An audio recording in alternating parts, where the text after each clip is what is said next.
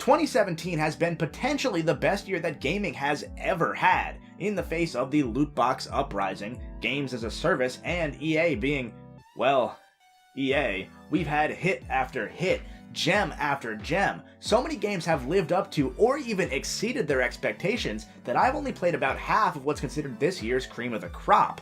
So if one of your favorite games isn't on this following list, that's why. But there can be only one, so on today's episode of The Golden Bolt, we're going to take a look at my top 10 games of 2017.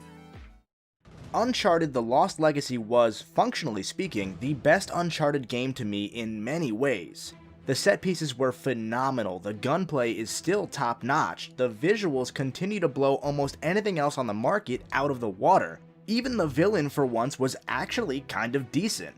The only part that sagged behind for me was, interestingly enough, the plot. Chloe was one of my favorite characters in Uncharted 2, and even more so in 3. I certainly missed her sass when it came time for Nate's final adventure. However, a lot of Lost Legacy's plotline felt shoehorned in for me. Chloe's seemingly sudden shift in backstory and ethnicity for the sake of connecting with the game's Indian locale was a decidedly Naughty Dog way to go about such a sensitive topic. It's very forward-thinking, but clumsily executed. Had this been organically introduced over time, I would have had no issues here. I mean, yeah, it's a bit weird that Chloe had this elephant trinket that she never mentioned before despite carrying it everywhere with her, but I can look past that. And obviously we didn't know a ton about Chloe's history to begin with, so even this coming out of nowhere can make sense in some contexts.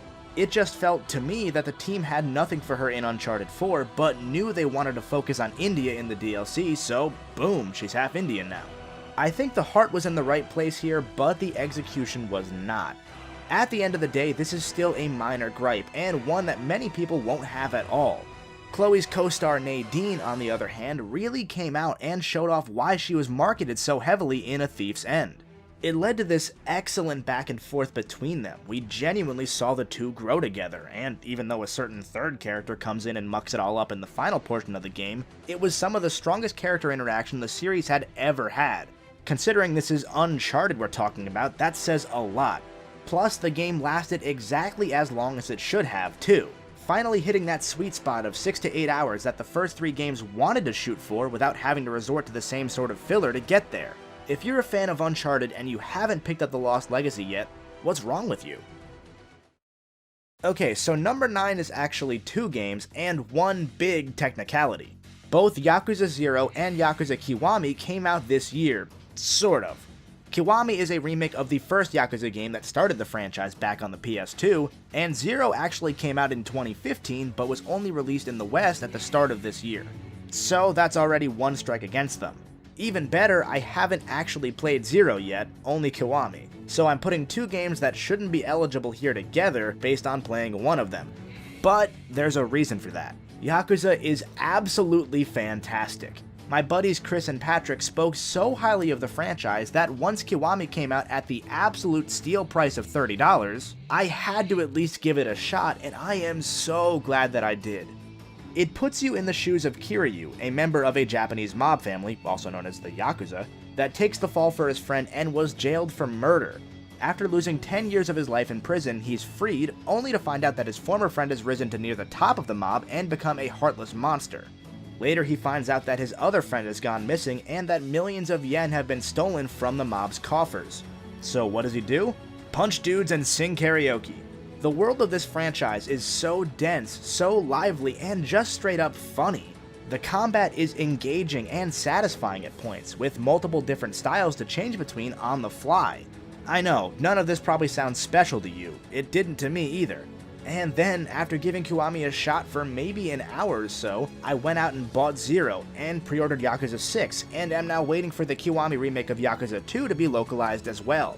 The heart and soul of this series is so pure. If you don't believe me, go onto the Yakuza Without Context Twitter page, take a look at a few of the screenshots, and you'll understand that you need this franchise in your life. What's even better than all of this, apparently 0 is even better than Kiwami, and it sounds like 6 is even better than 0. I'm in for a treat in 2018. I absolutely did not expect to put Cuphead on this list, mainly because I had 0 plans to play it.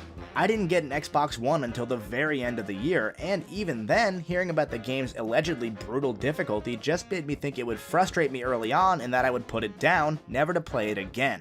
Just a few days ago, I decided on a whim to pick it up. I figured that if I could beat every classic Mega Man game, Cuphead can't be too bad, and it really wasn't that bad. There are certain bosses that I had trouble with in particular, but for the vast majority of the time, I was so damn hooked. Cuphead is the reason this list is only coming out just now. I had to play further, I had to beat it. Some people may call this game unfair, but I would argue that Cuphead is more fair than many games, including the Blue Bomber that I just mentioned a moment ago. The bosses are all incredibly short, even the final boss is easily beatable in under 3 minutes. Each and every one of these bosses, though, is optimized heavily with this in mind. Attacks are telegraphed, but tough to dodge. Each boss has multiple phases that change things up, and seeing just how close you were to the next phase, to taking this baddie down, it's addicting. A single 2-minute fight might take you 20 minutes, 30 minutes, or even longer because you just keep dying, but death is rewarding and informative.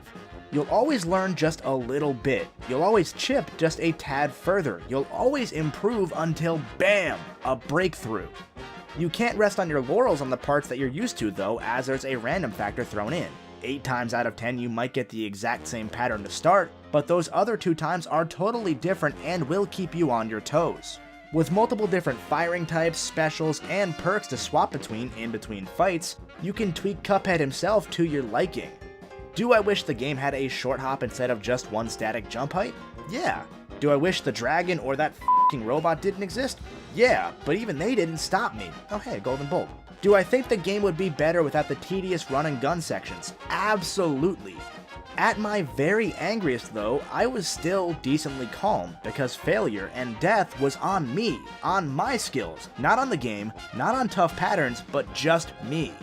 I'm not going to discuss the visuals or the audio or the amount of love that went into making this game feel like a Golden Age cartoon, because you can see it, you can hear it, it's clear as day that Cuphead is art. But behind that art is thoughtful, artful game design, and that will always have a place on my list. F that robot though. Usually when a new system launches, it has the big games that define it. It has the medium tier games that pad it out. But there's also that one small game that slides under the radar that absolutely deserves top tier love. Blaster Master Zero is that game for the Nintendo Switch. A ground up remake of the original NES game Blaster Master, a game that somehow I had never heard of until I found out about this remake. Blaster Master Zero wasn't even supposed to come out on the Switch. It was originally just a 3DS game. Even better than that, Blaster Master had already been remade once before. This means that it's a port of the second remake of a game which I had never heard of before, yet it's somehow a must-have. Blaster Master can best be described as a light Metroidvania game that's also a light Zelda game. You take control of a tank in 2D side-scrolling sections, but your character can also leave the vehicle and explore alone in all of your fleshy weakness. When you find caves or doorways that you can't enter with the car, the perspective switches to a top-down viewpoint similar to Zelda or even The Binding of Isaac. In these, you'll fight smaller enemies using a variety of gun types. These two concepts shouldn't mesh well at all, but Inti Creates knocked it out of the park here. In the top-down sections, you'll fight well over a dozen unique bosses, upgrading your gear, unlocking new weapon types, and so on.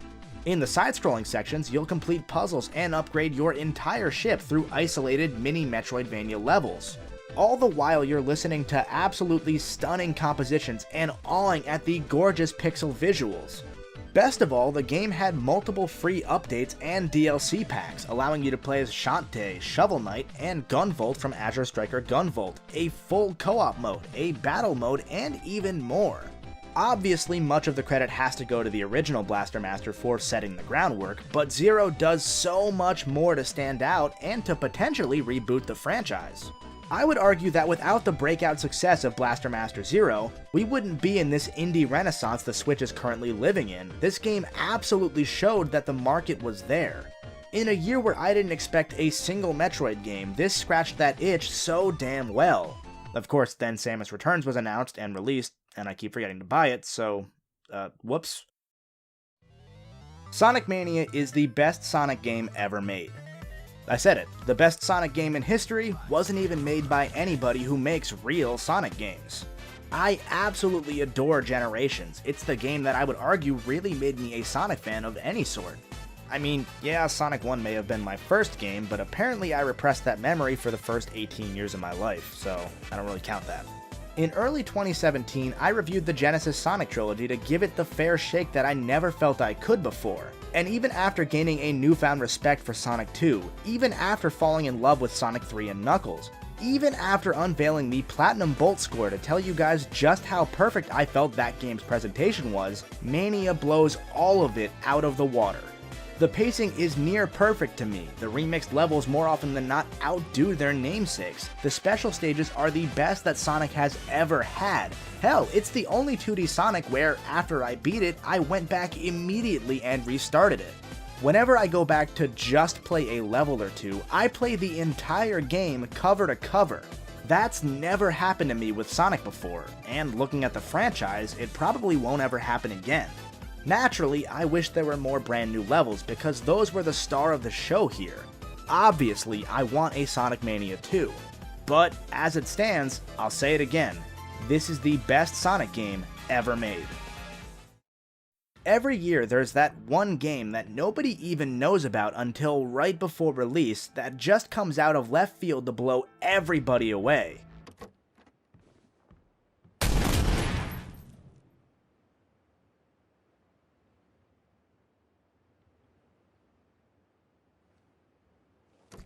Golf Story is that game.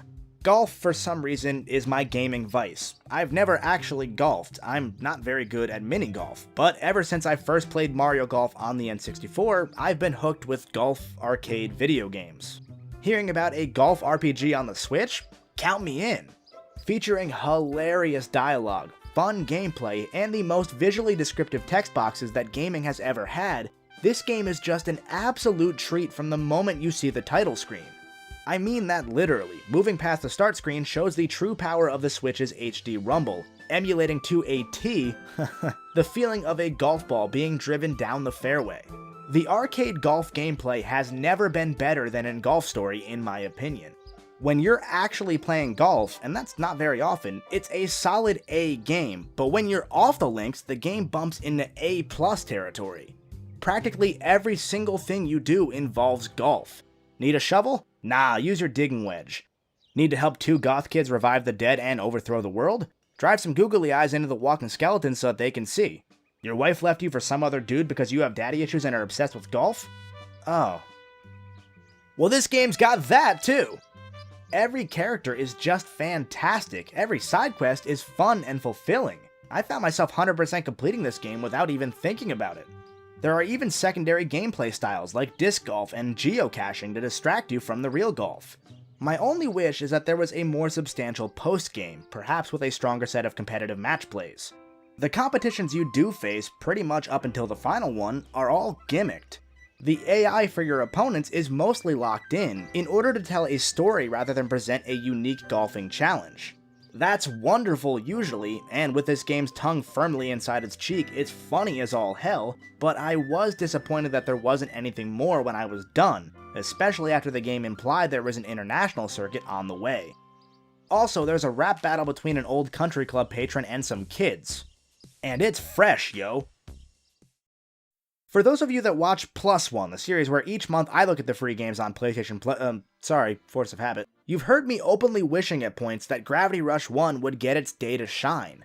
There's a reason for that. Gravity Rush Remastered was one of my favorite games of 2016, and Gravity Rush 2 mostly moves above and beyond, developing the world more, giving us the backstory that 1 teased involving our hero Cat, expanding on the friendship between Cat and Raven, all the while keeping the same picaresque charm that the first game's narrative had, i.e. it's all over the damn place. Fight this guy, then go stop this group, then go save some kid, then giant monster. It's this unique brand of attention deficit disorder that Gravity Rush has. And while it absolutely should not work in any sensible game, it does here, because Gravity Rush, both 1 and 2, are not sensible games. In a console generation where you're supposed to climb every tower handhold by handhold, use them as artificial viewpoints, and then jump down into a pile of hay, Gravity Rush subverts modern open-world game logic by saying, hey, f f it, you can just stand on the side of a building. Better yet, you can slide up the building. In a world with and controlling a hero for which there are no ups or downs, you make your own path. It may sound like I'm just talking about a single Gravity Rush here, but realistically, I'm talking about both. Gravity Rush 2 is just more Gravity Rush 1. Literally, you'll see what I mean about halfway into the game. But it's the absolute best kind of more. After about 10 minutes without any gravity powers, you start 2 with all of your abilities from 1 already maxed out. Thank you! More sequels need to do that. Don't take away and make me relearn, just add new things. Gravity Rush 2 does just that with the new gravity states. You can be a super heavy powerhouse with Jupiter form, making all of your relative gravity insanely heavy so that you fall faster and hit harder. Or you can use the lunar form, allowing you to jump over insane gaps because you're as light as a feather. These don't really add all that much to the game beyond giving you new things to learn, but they're fun to use nevertheless. Similar to Yakuza, it's a series with dozens of tiny, insignificant things that Kat can do, and doing each of them is worth it just to see her interact with the world around her. She's an incredibly likable character, and she only grows as the game moves on. And when you've done everything, and it's time to call it a day, Gravity Rush 2 isn't afraid to do just that. End. With one of the most beautiful endings I've ever seen in a game, with tons of things you forgot about suddenly returning from the first game, the series concludes. It's rare that a franchise ends on its own terms, and while I absolutely, without a doubt, want more Kat and more Gravity Rush in my life, I couldn't be happier to see it end when it wants to. What's a real shame is that a couple days ago, exactly a year after it came out, the online servers for the game shut down, meaning that the interactive elements such as the picture sharing and the hidden treasure minigames that you could indirectly play with strangers are totally gone. That also means that going for full completion on the game just got a lot more grindy. Horizon Zero Dawn was a game I was admittedly pretty skeptical about during the pre-release press cycle. An open-world game made by Guerrilla, the Killzone team, where you're fighting robot dinosaurs with a bow? And it comes out a couple days before the Switch and Zelda? Knowing Guerrilla, I don't think anybody can blame me for thinking, meh, and looking past it. Thankfully, I did come back to it when the Complete Edition launched in December with the Frozen Wilds DLC attached. Guerrilla, I am sorry. Horizon is the perfect traditional open-world game, full stop. From the tiniest of tiny things, such as having an AI companion match your speed on missions, rather than forcing you to either match theirs or try to and not end up being able to because your walk cycles are different paces, what the fuck? To more significant things, such as being able to create your own missions on the fly so that you actually remember to hunt for the right crafting parts, Horizon is so frigging optimized for the player. The combat is wonderful, encouraging you to focus on specific body parts of your mechanical foes with specific types of ammunition in order to take them down. The narrative, while a bit rushed at points admittedly, is absolutely fantastic, with one of the greatest plot dumps I've ever seen in a game that reveals what happened to lead to this apocalypse. Aloy, I would argue, is one of, if not the best female protagonist in gaming's history. Not because she's female, but because it doesn't matter that she is. They don't tout it, they don't play to it with fan service outfits. Aloy is just a character, a phenomenal character. She starts out confused and inquisitive, almost comically so with how many questions she asks, and she ends as this powerful, intelligent badass. And that ending, god damn is it special. The only two issues I really have with the game itself are that those token open world handholds to help you with the token overworld climbing are so blatantly obvious in that construction paint yellow, and that on a regular PS4 you can clearly see the details of the terrain blurring into view only 20 feet away. I'm sure on a PS4 Pro that's not there, but I mean, on a regular PS4 it's very obvious, and once you see it, you can't unsee it. Those don't take away from, again, what I would argue is the definitive traditional open-world game. When A Hat in Time came to console in December, I was elated. My buddy Rackrox absolutely gushed about the game, and since it was still a 2017 game on consoles, I could play it, love it, and put it on this list. With unique level themes, tight platforming, and charm coming out of the woodwork, it was an easy addition to my top 10 list. The different hat-based abilities were great, even if they weren't used super often.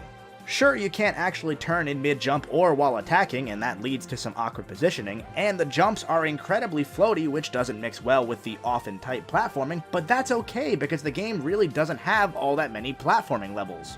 Instead, it opts for these random zany missions like punch a mafia or deliver mail. Sure, each new world is totally different from the last, as if it were made by a team who thought, ooh, let's make this. Wait, no, forget about that, let's start making this. Wait, no, this. But that's part of the game's charm, right? Everything being so wildly different is a positive, yeah? Yeah, you can't actually look up or down, but wait, hold on, you can't? This game's a vertical platformer where the goal is to find and collect things. How can you not look up or down? Alright, cut the music. The game has a ton of charm, but when playing it, I couldn't shake this feeling of emptiness that the gameplay actually gave me. All the charm in the world didn't make up for a game that had so many valleys that its peaks were submerged. Don't get me wrong, at the end of the day, Hat in Time is a decent game, but the only reason I'm talking about Hat in Time right now is because playing it actually locked in the number 2 spot for another platformer. I'll be the first to admit, my love for Odyssey wavered a bit by the time I was done with it. The game skews a bit too much on the easy side for my taste. Even the final post-game level, usually the toughest challenge for even the most seasoned of Mario fans, was a cakewalk compared to previous games. I started wondering if it was really deserving of this spot on my list. With over 800 moons to find, many of them were simply thrown everywhere. After playing something like Horizon, where everything was used purposefully, I started thinking maybe that deserved the number 2 spot instead. A Hat in Time woke me up a bit. I only played that game about 3 to 4 weeks ago, and I don't remember a ton of it already. It exists. When I compare the sheer amount of memories to the ones that I have with Odyssey, it was night and day. I remembered those nothing moons that they would throw out everywhere. I remembered the easy levels distinctly. I remembered every world, and more importantly, that every world felt cohesive to the game as a whole. Instead of playing 4 different chunks of game, Odyssey felt like one massive game, where each world added to the total experience instead of starting one all its own. Every moment of Mario's history led up to this game here, with the best control that Mario has ever had, the fantastic capture mechanic adding tons of fun, memorable moments and replayability, more moons than you were ever meant to collect. This game was all about carving your own adventure out of the world that Nintendo built for you. It's a love letter to games like Mario 64 and to a lesser extent Sunshine. A love letter to Mario fans too, and even an evolution of the franchise. Something as simple as the next step from a full orchestrated soundtrack to a full orchestra with a vocal performance was more than enough to take Odyssey that much further beyond, while also bringing 3D Mario back to where he began. And even the 2D Mario sections, while they could have been out of place, have never felt more at home than they have here. It doesn't feel like nostalgia pandering, it feels like an extension of this game's focus. Look at that, the 2D sections even have slopes! Mario Odyssey, at the end of the day, only lived up to expectations, and somehow for a brief moment that was disappointing to me. It was only potentially the best Mario game ever made. It was only one of the best games ever made, period. I think part of me wanted the game to exceed all expectations, and that really wasn't fair considering how high my and everybody else's bar already was. Once a game like Hat in Time made me reflect, and I really dug in and started to think about all of the different moments that made Odyssey special, there was no question, it belongs right here. I'm gonna quickly run through my 2 honorable mentions here because this went on far longer than I was expecting. Hob might be the best Zelda game that you've never played. Made by Runic Games, also known as the Torchlight guys, it takes that classic 2D Zelda style and expands upon it in its own unique way. Even better, it does so without a single line of dialogue or text. You're left to figure out the world and your purpose in it by yourself. The game does a wonderful job building this abandoned world up, introducing new mechanics, and making you think. And it constantly rewards you with new abilities, new health upgrades, or just plain old money. The only reason it's probably not in a numbered spot on this list is because I didn't find the time to finish it yet. Sadly, Runic Games was shut down shortly after launch. That said, it's still available on the PSN store or on PC, and it's only $20. Please don't let this game pass you by. If you like Zelda games, it's absolutely worth your time. Resident Evil 7 Biohazard gets the other honorable mention from me for two main reasons. First, the game is one of the first horror games to really draw me in and get me scared, and second, the VR in this game is something else entirely. This game had me on edge immediately, so much so that I didn't even know if I could play the full game in virtual reality. I had to stop after about 30 minutes because I was so immersed that I started sweating as if I was in the swampy Louisiana heat myself. I promptly never went back to playing it in VR because it was that damn good. Even on a regular screen, it's a treat. If you like horror games at all, this is the first must-own Resident Evil game in years. The thing about Horizon, playing through it near the end of 2017, was that despite it being the perfect traditional open-world game, it was a traditional open-world game. Let's be honest, you already know where I'm going with this. The Legend of Zelda Breath of the Wild's sheer freedom killed the traditional open-world genre to me. Zelda is far and away the game I've put the most time into this year, and probably the game I've put the most time into in the past 5 years.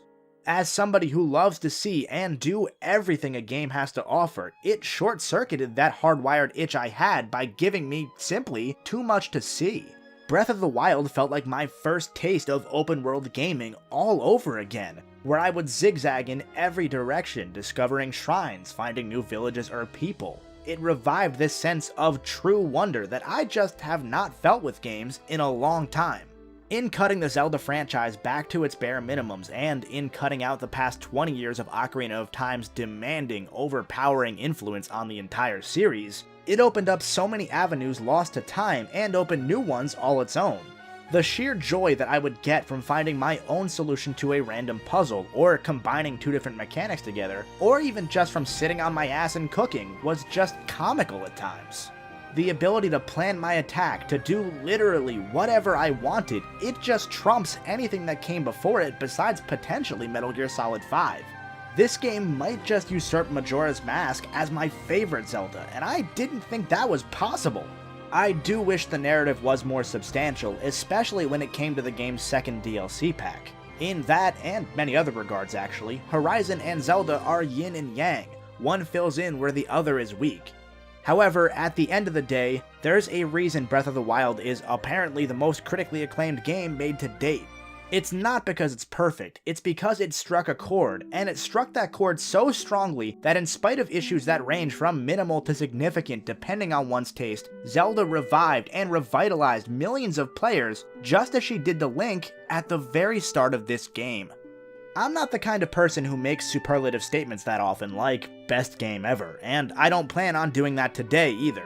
However, if there is a single game ever that I would like to be able to play again for the first time with fresh eyes, without a doubt, it's Breath of the Wild. Once March 3rd hit, my Switch arrived, and I first booted this game up. Everything else that came after really had to punch up to even have a shot.